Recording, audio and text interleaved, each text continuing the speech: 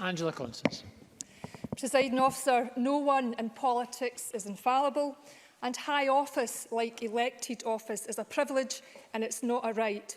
So I want to put on record why I believe John Swinney should continue as Education Secretary and finish the work that he has started.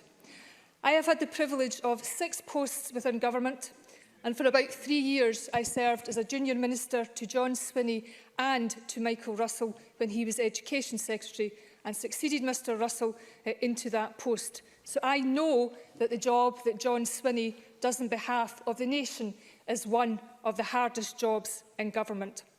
And because it has been mentioned recently, I read the transcript of the motion of no confidence debate that took place in this place regarding the then Labour Education Secretary almost 20 years ago now. And I concede, I wasn't here at the time, but I concede it is not comfortable reading. But it does exemplify exactly why the then SNP parliamentary group at that time was sitting in opposition. And our approach then did not work for the same reason that Labour's approach is not working now. And despite the distress of young people and the anguish of their parents, in my experience, overwhelmingly, what they sought was not revenge, but a resolution.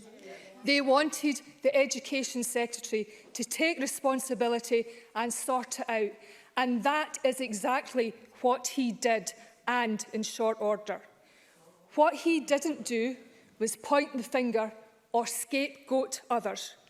Because whether in good times or bad, fair weather or foul, John Swinney is a man of integrity, and right now I can assure you that the biggest critic of John Swinney is not sitting over there or over there, but it will be the very man himself.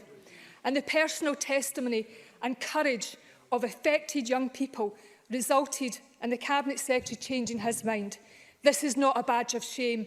This is strength of character. This is a man with backbone.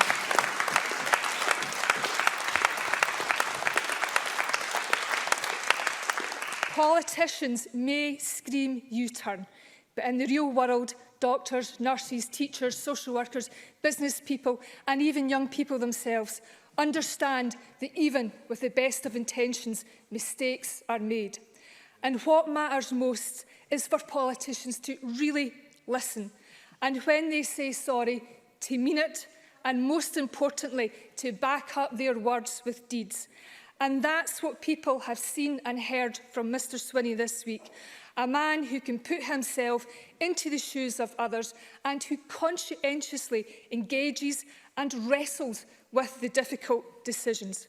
And I support his conclusion that our overriding consideration is that we cannot and must not risk our young people, particularly those from working class backgrounds like mine, losing faith in our education system, to be left behind believing that no matter how hard they work, the system is against them.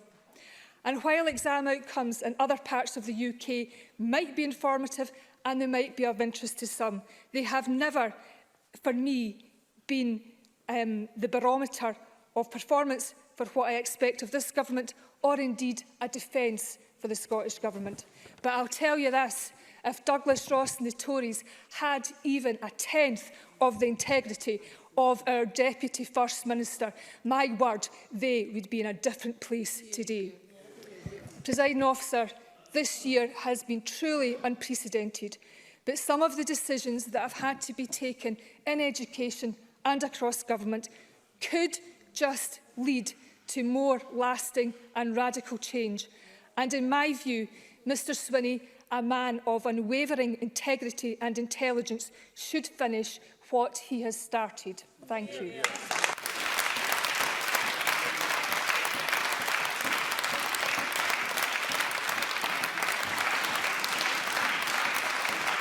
Thank you.